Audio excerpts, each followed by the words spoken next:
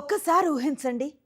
నిన్నటి వరకు పచ్చగా కనిపించిన పొలాలు కొద్ది రోజుల్లోనే పగుళ్ళు పడిన నేలగా మారిపోతే, చెరువులు అడుగంటిపోతే, బోర్లు ఒక్కొక్కటిగా ఎండిపోతే, రైతు కళ్ళల్లో ఆశ స్థానంలో భయం కనిపిస్తే, ఇవన్నీ ఏవో సినిమా సన్నివేశాలు కావు. 2009లో మన దేశం ఎదుర్కొన్న నిజం.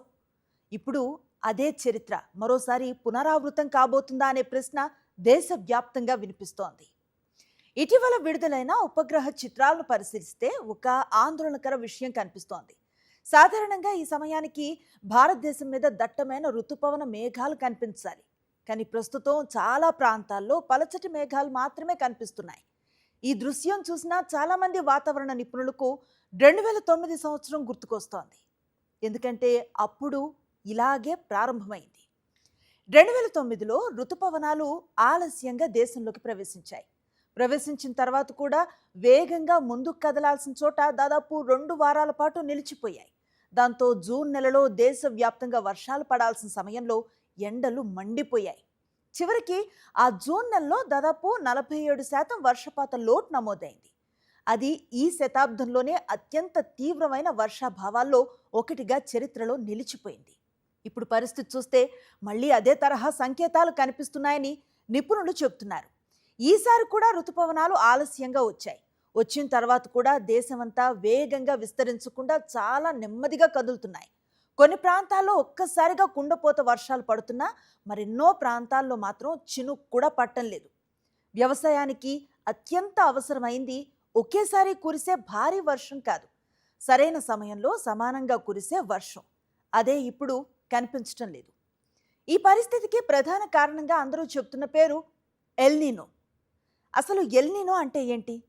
మన దేశానికి వేల కిలోమీటర్ల దూరంలో ఉన్న పసిఫిక్ మహాసముద్రంలో సముద్ర జలాల ఉష్ణోగ్రతలు అసాధారణంగా పెరిగితే దాన్ని ఎల్నినో అంటారు. అది అక్కడ జరిగినా దాని ప్రభావం ప్రపంచవ్యాప్తంగా వాతావరణంపై పడుతుంది. ముఖ్యంగా భారత ఋతుపవనాలపై తీవ్ర ప్రభావాన్ని చూపుతుంది. సాధారణంగా ఋతుపవనాలకు కావాల్సిన గాలుల వ్యవస్థ బలహీనపడుతుంది. ఫలితంగా వర్షాలు తగ్గిపోవచ్చు లేదా ఆలస్యం అవ్వచ్చు. 2009లో కూడా ఇదే జరిగింది. ఇప్పుడు కూడా ఎల్నినో ప్రభావం వేగంగా పెరుగుతుందని, అది మరింత బలపడే అవకాశం ఉందని వాతావరణ సంస్థలు హెచ్చరిస్తున్నాయి. అయితే ఇక్కడ ఒక విషయం స్పష్టంగా అర్థం చేసుకోవాలి. ఎల్నినో ఉంది అంటే తప్పనిసరిగా కరవే వస్తుందని చెప్పటం సరికాదు. అలాగే ఎల్నినో లేకపోయినా వర్షాలు తగ్గే పరిస్థితులు రావచ్చు.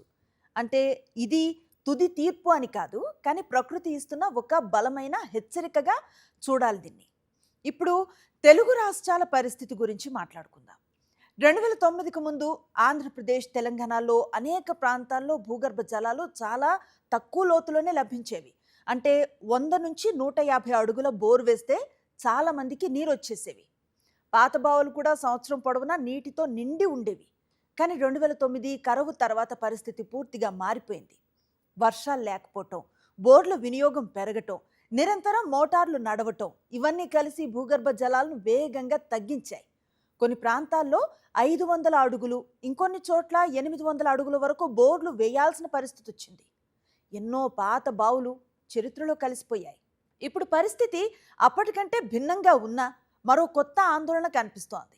ప్రస్తుతం రైతులకు అనేక ప్రాంతాల్లో 24 గంటల ఉచిత విద్యుత్ అనేది అందుతోంది.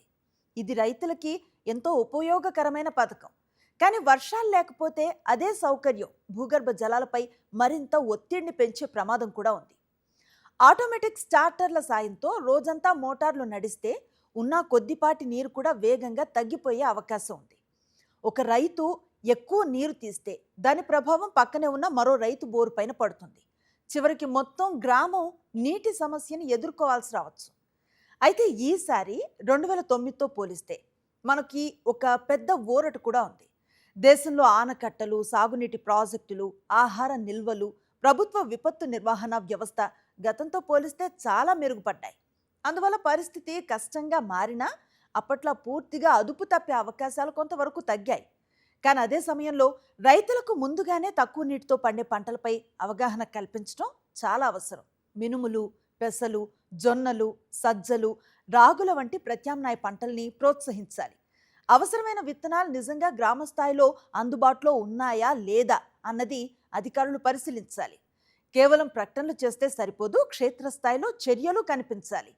ఇక మన బాధ్యత కూడా అంతే ముఖ్యం.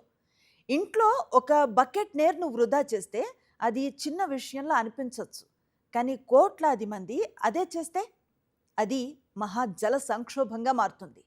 వర్షపు నీటిని భద్రపరచటం, చెరువులను కాపాడుకోవటం, భూగర్భ జలాల రీఛార్జ్కు సహకరించటం, ఇవి ఇకపై పర్యావరణ కార్యక్రమాలు మాత్రమే కాదు, మన భవిష్యత్తు కోసం చేయాల్సిన ఖచ్చితమైన బాధ్యత.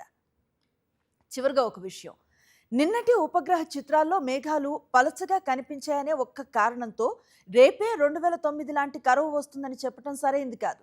ఎందుకంటే ఋతుపవనాల సీజన్ ఇంకా కొనసాగుతోంది. జూలై, ఆగస్టు నెలలో పరిస్థితి పూర్తిగా మారిపోవచ్చు కూడా. కానీ ప్రకృతి ఇస్తున్న హెచ్చరికలను పట్టించుకోకుండా ఉంటే చరిత్ర మళ్ళీ పునరావృతమైతే ఆశ్చర్యపోవాల్సిన అవసరం ఉండదు. నీటిని ఆదా చేయటం అంటే కేవలం ఒక బొట్టును కాపాడటం కాదు, రేపటి తరానికి ఒక జీవితాన్ని నిలబెట్టడం. 2009 మనకి ఒక పాఠాన్ని నేర్పింది. ఇప్పుడు 2026 ఆ పాఠాన్ని గుర్తు చేస్తోంది. మరి ఈసారి మనం నేర్చుకుంటావా, లేక చరిత్ర మళ్ళీ తనను తాను రాసుకుంటుందా? నిర్ణయం మన చేతుల్లోనే ఉంది.